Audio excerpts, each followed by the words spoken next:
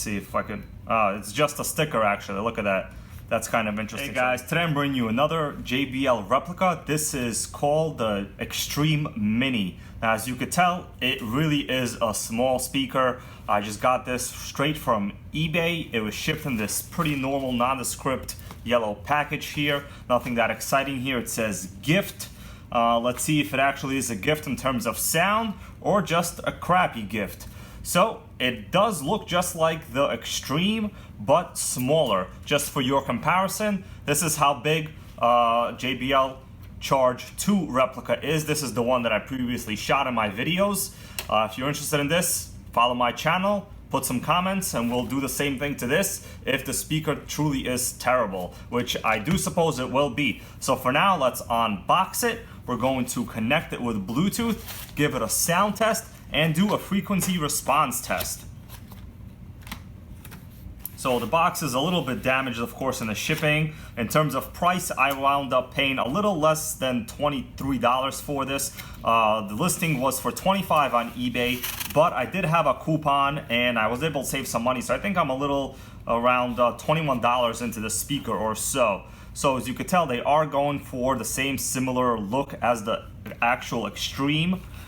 They've even included this cool little carry strap, which, you know, this speaker is probably just such crap that it really doesn't even need it. But, you know, they do include it to kind of copy at least even the minor details of the JBL Xtreme speaker. You have your regular USB charger, and you have your auxiliary connection here. The speaker is packaged pretty well. Let's see. Okay, so it just has a little foam. Let's take it out. This is the camouflage color. There's nothing else in this box. Let's put it to the side.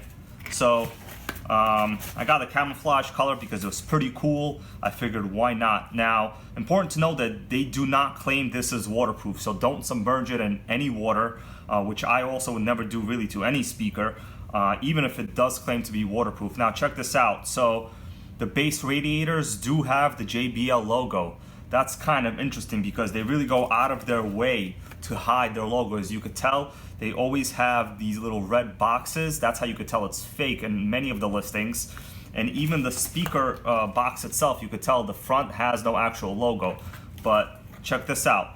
It does have a JBL logo, but you know what? It looks a little bit crooked, right? Does it look crooked? It looks crooked to me. Let's see.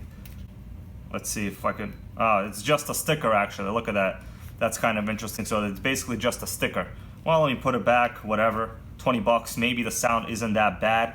The rest of the button layout on top looks identical. You have your power button, volume, Bluetooth connect, play, pause button, and the JBL connect button, which I seriously doubt it does anything, but it is included. We'll try it out. I don't have another one of these, so I won't be able to test it, but if anybody does, just put in the comments below and tell me if it in fact does connect to more than one. But you know what? When you have one terrible speaker, making it 2 or 3 or 5 is not going to make it any better. In terms of spec, they claim that this is 40 watts, so you have 2x20, which is actually the same as the real Xtreme. But I really don't see 40 watts coming out of this. This is probably more like 3 watts and 3 watts, so probably 6 total. But they do claim to be 40 watts, even in the instruction manual. I looked it over here. It does claim in the spec that it is 2x20 by amp. Let me put a picture here a little bit for you guys. 15-hour playtime, pretty good rated hertz. Signal to noise ratio is pretty low. You have a charge out in the back, which is similar to the regular Xtreme. You also have an SD card. So anytime you have an SD card in like a JBL type speaker, you should know automatically this is a replica and it's fake. Only the Chinese speakers really have this, and I've never seen anyone use that as an input. It must be popular in many parts of the world, but not here. So let's actually see if I can open the speaker. It looks like it has an opening here. I'm just curious to see what the inside looks like because it is covered and we can't tell. So let's see, I'm just gonna kind of press it. So it has opened a little bit. It's probably on some kind of clip mechanism.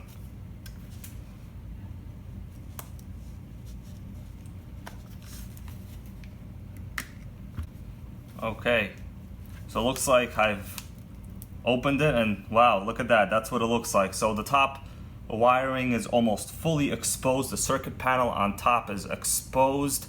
Definitely not waterproof, so you know, there's your evidence right there. I can in fact see right through the top of the cover here. So definitely don't submerge it in any water. The speakers have kind of an interesting design. I'm not used to seeing such large center drivers here.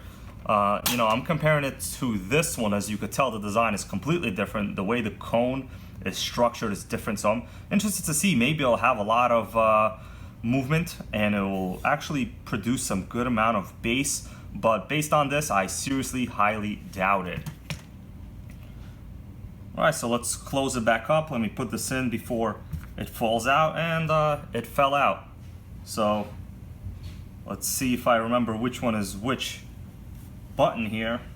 So it looks like I'm gonna just look on the owner's manual for the way the button's supposed to be, because it fell out. It's symmetrical on each side. So it looks like the power button is next to the minus.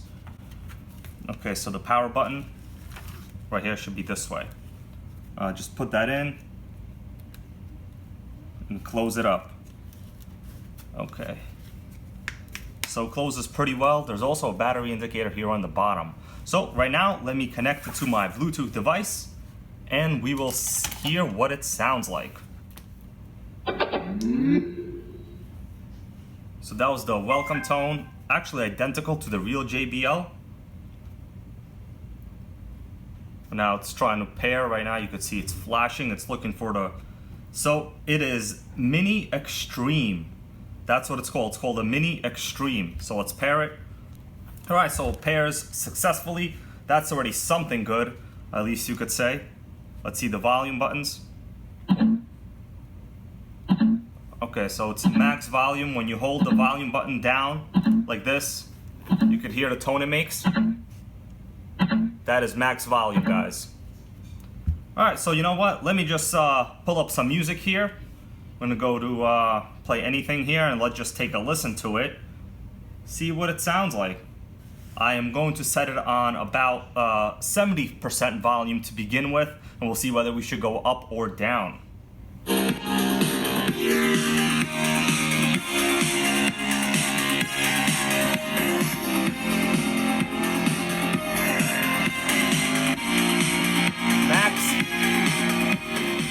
Now we're gonna go to max volume.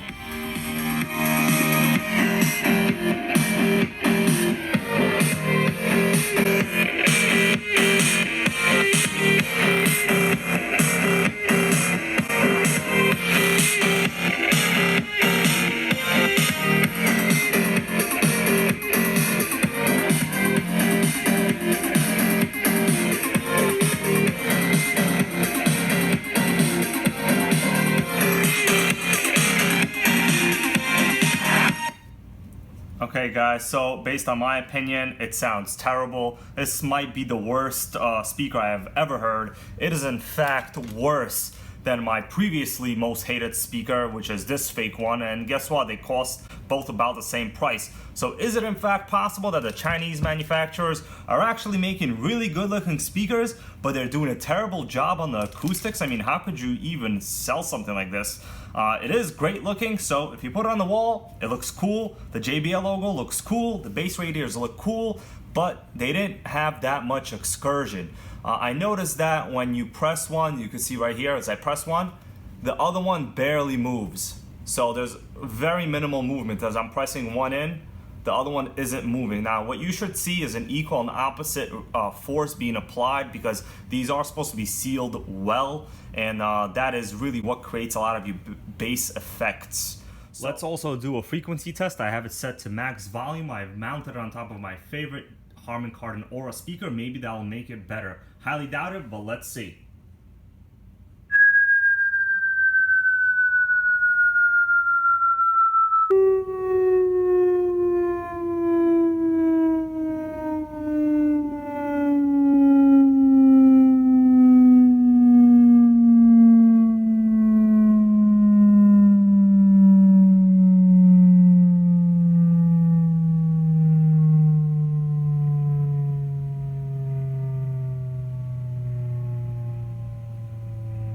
It is almost inaudible at this level. At about 100, it drops severely. At this point, I can't even hear it. So I would say 70 is about the cutoff. Right now, there's no noise at all, nothing, no frequency coming through it. I would say about 70 is the lowest that it can go. In reality, about 80 to 90 is where the lowest bass you're gonna get will be on this unit. You all heard that. It sounded terrible in my opinion. Should you spend $20 on this? Unless you want a $20 fancy charge bank, no, definitely don't. It is good looking. I do like the color. You can get them in many other colors, but the frequency response was just terrible. I have never heard a speaker with such bad frequency response. Even a lot of the really cheap ones that I've done videos on my channel, even the fake JBL Charge 2, this one, you know what, even up to I think 50 hertz, this one was pretty okay. But this is just terrible. It is probably the worst I've ever heard. Even music is just not enjoyable. At max volume, it really isn't that loud. And once again, there's no way this is 40 watts. This at best is maybe 6. The drivers are just terrible. The bass radiators barely even move for the, in terms of the max volume. I would expect a lot more. And of course, that is why it is just not good. It's probably not sealed well. On top of the fact that the drivers are just extremely weak in here. Anyways, thanks for watching, guys. Please give this video a thumbs up. That really helps me out. And let me know what else you want me to do. Thanks.